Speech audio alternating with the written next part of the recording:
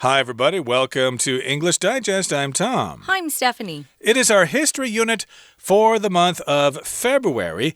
And, of course, provided the virus kind of abides a little bit or subsides a little bit and we'll be able to do some traveling, you might need to come up with some ideas. So some of you may be interested in traveling by train as opposed to plane or bus or car.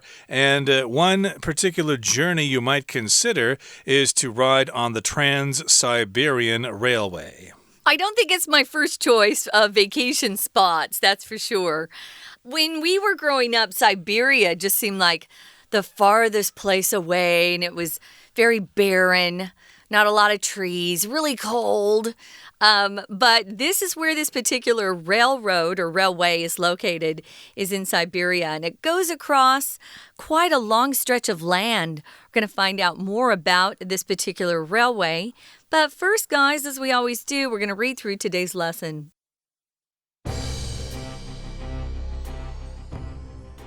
With its western border touching Europe and its eastern one not far from Japan, Russia is vast in a way that is difficult to comprehend. The country requires a swift and efficient system of transportation to close the distances between its cities, and that's where the Trans-Siberian Railway comes in. The longest single railway line in the world, it stretches 9,289 kilometers and conveys hundreds of passengers and tons of cargo across the country each day. Construction on the Trans-Siberian Railway began in 1891, when workers began laying tracks from Vladivostok and Chelyabinsk at the same time to eventually meet in the middle. The project had been discussed for many years, but Russia's czars had declined a number of funding offers from foreign railway companies, so it was not until Tsar Alexander III authorized funding from the Russian treasury that the building could get underway. As the railroad was entirely nationally funded, the project became a point of national pride for Russia's citizens. The work of laying the tracks was demanding, as Siberia's harsh taiga climate and unforgiving landscape made construction a challenge in many parts of the region. Likewise, it was difficult to recruit enough manpower for such a massive job. Still, workers managed to lay over 600 kilometers of track every year, and the world watched in astonishment as the entire railway was completed in just 12 years. At the time, the Trans-Siberian line ran from Vladivostok to Chelyabinsk, crossing through Manchuria along the way. Its completion made a substantial impact on the economy of Russia, making it easier to circulate goods throughout the country. Let's start off first by looking at the title, guys. Connecting continents via the Trans-Siberian Railway. Now, if you connect things, of course, you put things together. And a continent, we're talking about those big pieces of land. They're continuous expanses of land, and there is no ocean in the middle. So we've got several continents. We've got Africa, Antarctica, Asia, Australia, Europe, North America, and South America. And this particular stretch of land is quite big, you could say. Quite big and really far up north.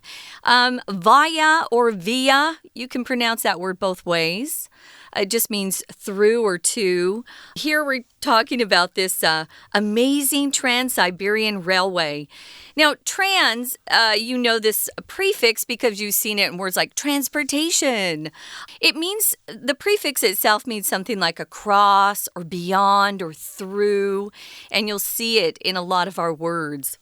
Exactly. So we're talking about a railway that crosses continents, okay? It goes from one point in the west to one point in the east, and it crosses Europe. Well, not all of Europe, but part of Europe, and pretty much all of Asia while it's going. So yeah, trans means to cross something. Like if you've ever been to Canada, of course, Canada has the Trans-Canada Highway, for example, going from east to west.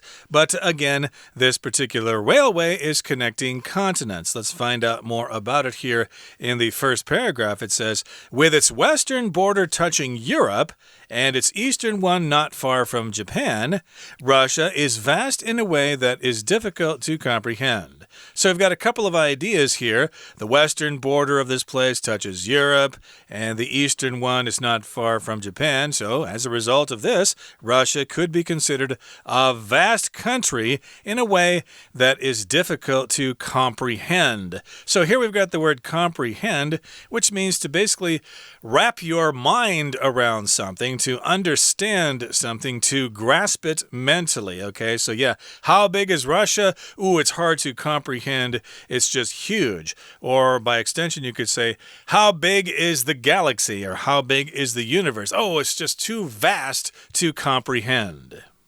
Well, because it's so big, they need a way that they can travel through that distance or across that distance when they need to get from one end to the other. And it says here the country requires a swift, meaning quick or fast, and efficient system of transportation. If it's efficient, you don't want to waste too much time. So they required both a swift and efficient system of transportation to close the distances between its cities. Yeah, long ago, before we had modern transportation, it would take days and sometimes months to go from one big city to another if you had to cross a large expanse of land, especially if there were mountains in between. It was really quite hard to get from one place to another. We're lucky now. Besides the trains, of course, we can just get on a plane, which is even faster. So let's talk about where this Trans-Siberian Railway comes in or comes from. So first of all, I think I mentioned this. It's the longest single railway line in the world. You won't find one that's longer than this. It stretches 9,289 kilometers and conveys hundreds of passengers and tons of cargo across the country each day. I can imagine they've got a lot of people in Russia, and they probably are sending lots of goods and products on that train a lot. It's a lot cheaper than sending goods and products on planes. If you use this word convey, guys, it just means you're transporting things, or sometimes you're communicating things. Sometimes expressions can convey our thoughts or can convey a meaning. Here, we're actually talking about a practical or physical way of moving things, and that's just transporting things. So it conveys hundreds of passengers each day, as well as all that cargo. And of course, cargo is the word we use when we're talking about products and goods that we're trying to take from where they're manufactured into some other place where they're eventually sold to consumers like us. Indeed, and of course, this sentence gives us a lot of information. It tells us about the length of the railway, and it also tells us about the fact that lots of passengers make the trip on this railway every day, as well as tons of cargo. I guess they send lots of potatoes, I guess, or vodka or whatever from the east. Cars, whatever, out to the west there. I don't think the east of Russia is really that densely populated like the west of Russia is, but still there are people there, especially in the city of Vladivostok, which we'll get to in just a second here. So in the next paragraph here, it gives us a little bit of history about the Trans-Siberian Railway. It says, construction on the Trans-Siberian Railway began in 1891. Ooh, that was a long time ago. That was when the Qing dynasty was still in power, and that was when workers began laying tracks from Vladivostok and Chelyabinsk. And they were laying tracks at the same time, and they would eventually meet in the middle. So I guess they started at opposite ends of the country and worked toward each other. That's an interesting method, isn't it? Notice that we use that phrase to lay tracks. We'll also often say tracks were laid down or tracks were laid down. We're going to lay down some tracks. Here we're just laying tracks. So that's putting those railroad tracks that you'll often see down on the ground and securing them and making certain they don't move. You don't want them to move after you lay them down. But yeah, they started on opposite ends of that continent, and then they kind of worked towards the middle, where they eventually met in the middle. The project had been discussed for many years.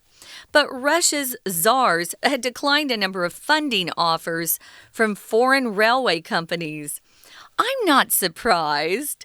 If you take in foreign funding, sometimes you owe them later on if you can't pay that funding back. So sometimes it's best just to fund something that your country needs with your own money.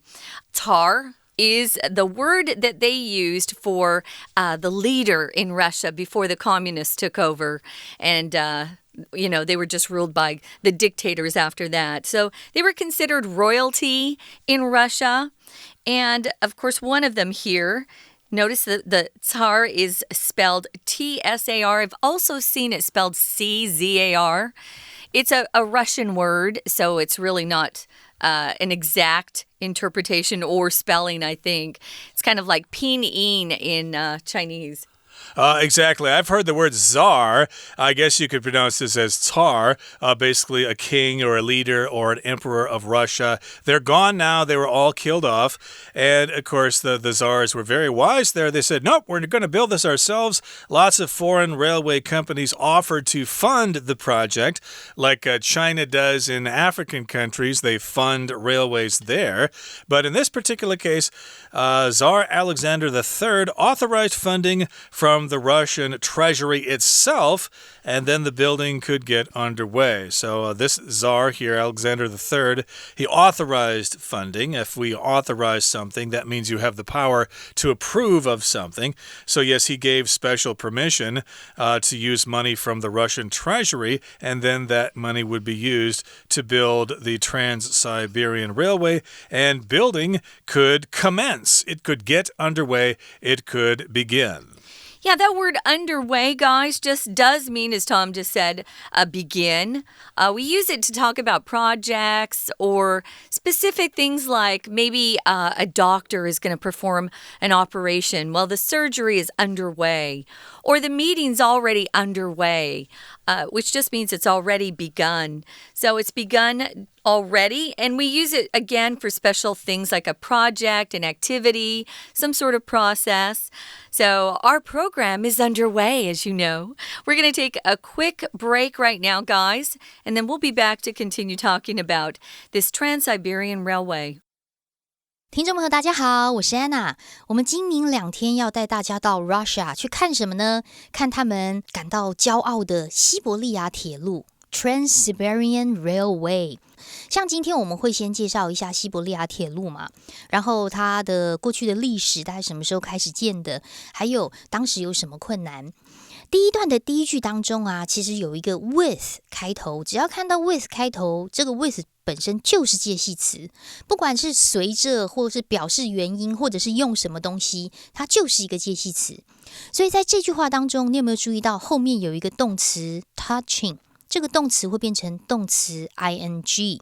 所以根据文意的话，我们大概就推测，因为它的西边的边界是碰到欧洲，那它东边的边界呢又不远离日本，也就是说逗点之后，俄国它真的是一个非常非常广大辽阔的地方。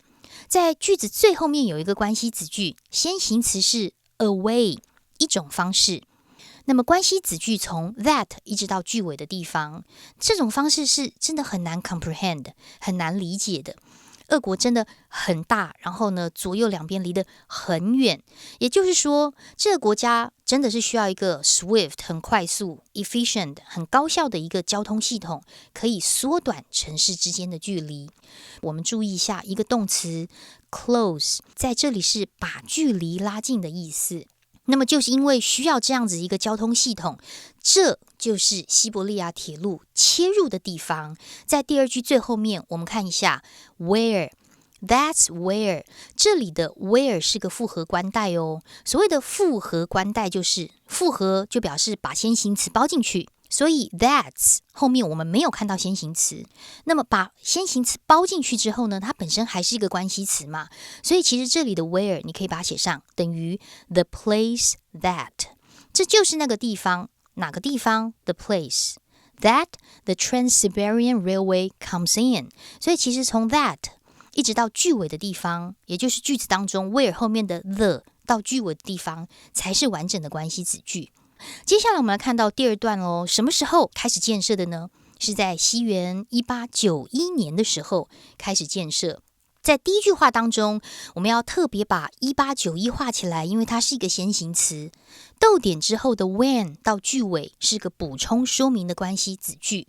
言下之意就是，而当时啊，在1891年的时候，工人就开始铺设铁路咯。注意铺设铁路的铺这个动词叫做 lay， 它是及物动词，它的三态是 laid， 过去式过去分词都是 laid， 有下蛋啊、产卵啊、放置啊的意思，在这里指的就是放置。当时啊，工人在开始铺设铁轨的时候，是从最东边车里亚宾斯克这个地方跟最西边海森威这个地方同时往中间集中，然后最后在中间 meet 相遇。我们来看一下第二段第二句最后面的地方，从 so 后面我们看一下 it was 跟 that 这三个字先抓出来，因为它是一个强调或者是分裂句。我们如果把 it was 跟 that 用手指遮掉，剩下就会变成是 not until。Not until 不直到如何如何，我们要先回过来复习一下 until 的用法。until 后面如果加上时间，在英文强调的是时间之前的状况，所以时间之前的状况是如何呢？时间之前的状况是不能动工 ，the building could not get underway。那么什么时候才可以呢？ until 直到亚历山大三世批准了资金之后。所以把 not 跟 until 都调到前面来 It was not until 再放到强调句中间that 结果 the building could get underway. We're going to take a quick break. Stay tuned. We'll be right back.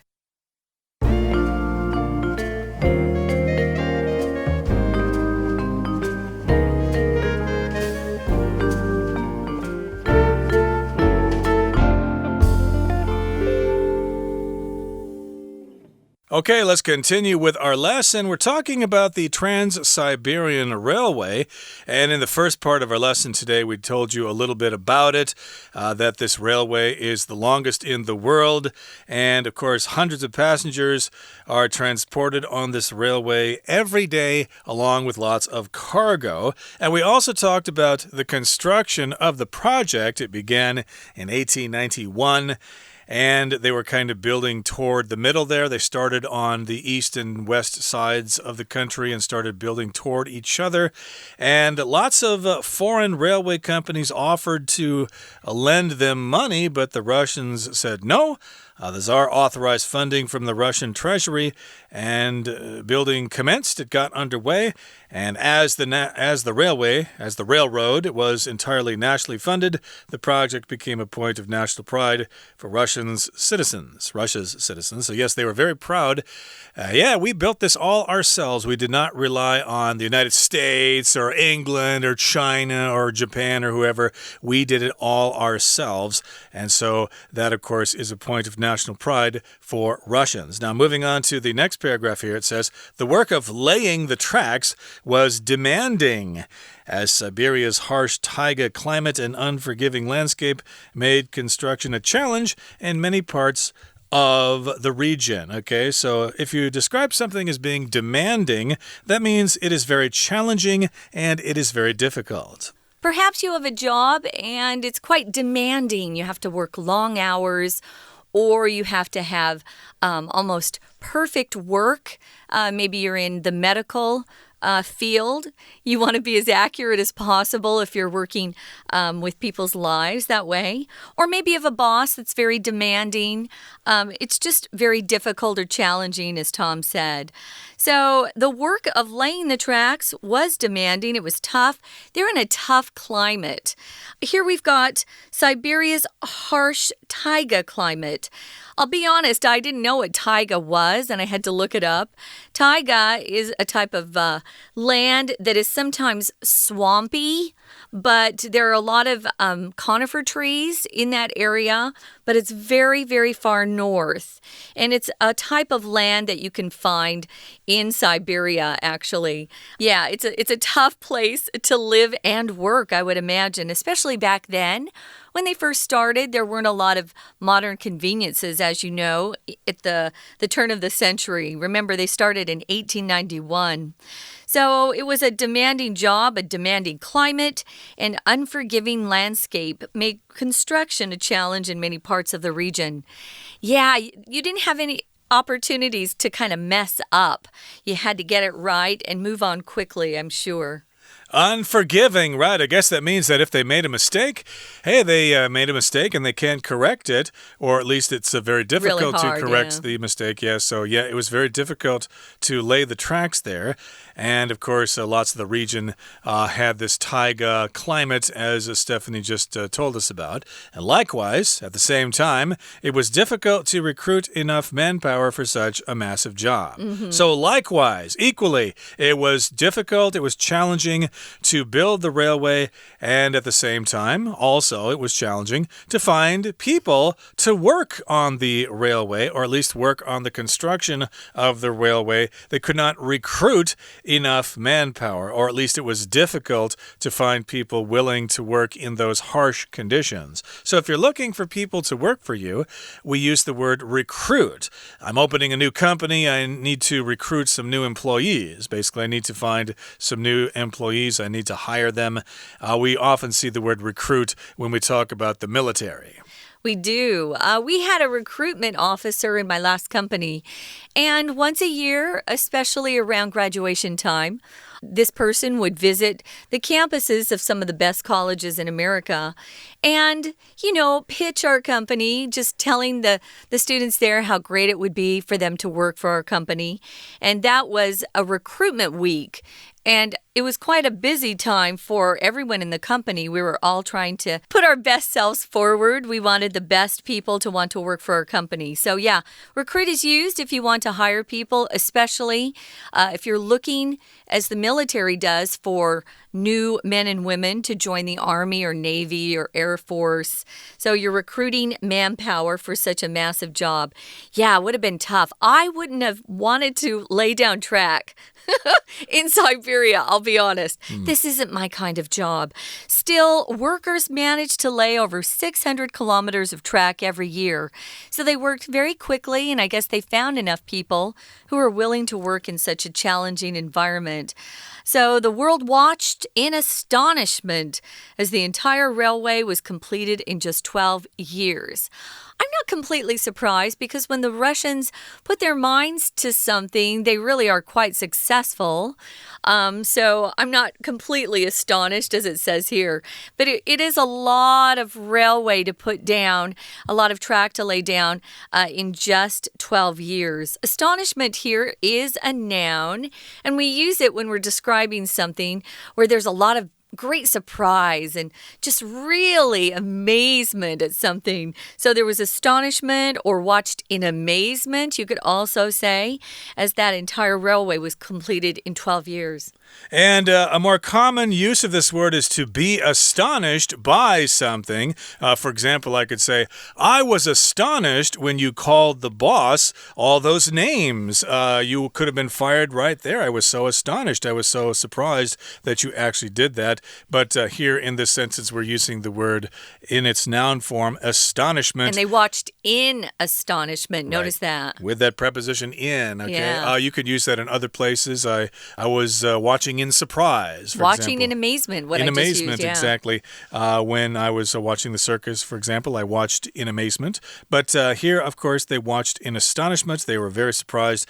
How could these Russians do that? They're just a bunch of lazy people who sit around drinking vodka all day long and getting in traffic accidents and not watching where they're going and stuff like that. So, yes, everybody was astonished. Of course, those are Russian stereotypes. Forgive me if you're out there. But in any case here, they completed the railway in just 12 years, which was pretty fast. Yeah. And at the time, the Trans-Siberian line ran from Vladivostok to Chelyabinsk, crossing through Manchuria along the way.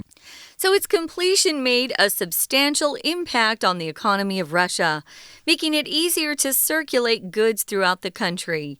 Now remember, when this track was laid down, modern transportation was quite new, so even to have a railroad at all would be a major thing. So if you're talking about something having a substantial impact, it's really big. Substantial means it's not little, it's quite considerable. Its size is big or its value is quite a bit. Depends on what you're talking about. So a substantial portion of most people's salary goes towards their living expenses, their rent, their food, their transportation, things like that. And Tom, what does it mean when it means you're circulating something? Oh, circulating. Well, usually we talk about blood circulating in the body, going all around in circles and stuff like that. Hence, you've got the word circle in there, S-C-I-R-C, circulate. So to move in circles, or in this particular case, to move throughout the country, to trade between east and west and north and south and stuff like that. So because they had this railway, hey, goods and services and people could circulate around the country easily, and it wasn't a major job to go visit relatives in Vladivostok if you lived in Russia. You could be out there in just a couple of days now. Okay, that brings us to the end of our explanation for today. It's time now to listen to our Chinese teacher. 那么由于这个铁路完全是国家自己出资的，所以俄罗斯公民对西伯利亚铁路是感到很骄傲哦。不过第三段我们还是要谈一下当时的一个困难。好，那么当时有什么样的困难呢？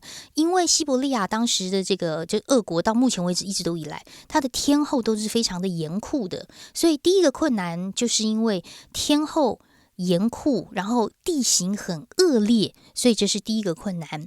我们在第三段的第一句当中，逗点之后看到的 as 连接词在这里是 because， 后面表示原因。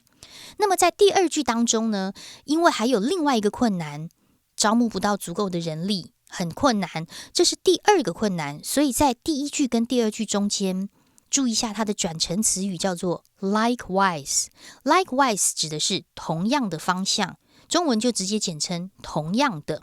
那么第三句开始文意有所转折咯，但是虽然有那么多困难，工人还是每年顺利的铺设铁路，所以第三句一开始的这个 still 就变成有尽管虽然如此的意思。所以后来整个铺设完成之后呢，在12年之内完工，全世界都非常震惊。那么西伯利亚铁路中间呢，也有穿越过满洲，所以整个的这个建设为俄国的经济带来可观的影响，商品啦或者是人员的流通就更加顺利。以上今天的内容，我是 Anna， 我们下次见。That's it for today, everybody. Thank you so much for joining us, and please join us again next time when we continue to talk about the Trans-Siberian Railway. Please join us then. From all of us here at English Digest, I'm Tom. I'm Stephanie. Bye. Bye.